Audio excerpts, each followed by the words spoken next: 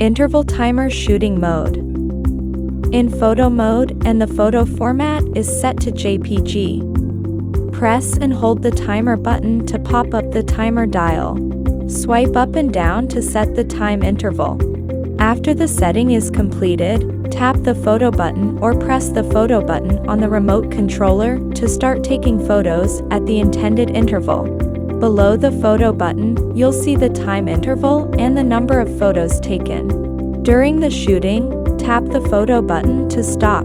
Tap the timer button to exit interval timer shooting mode. Digital zoom. The digital zoom button is on the right side of the app. Tap the button to switch the zooming setting. Press and hold the zoom button to enter the dial and swipe up and down or pinch the screen with 2 fingers. In this way you can zoom in and out. Support up to 2 times digital zoom in photo mode. Support up to 3 times digital zoom in video mode. And in video mode, the camera supports 3 times digital zoom in 1080p and 2.7K, and 2 times digital zoom in 4K.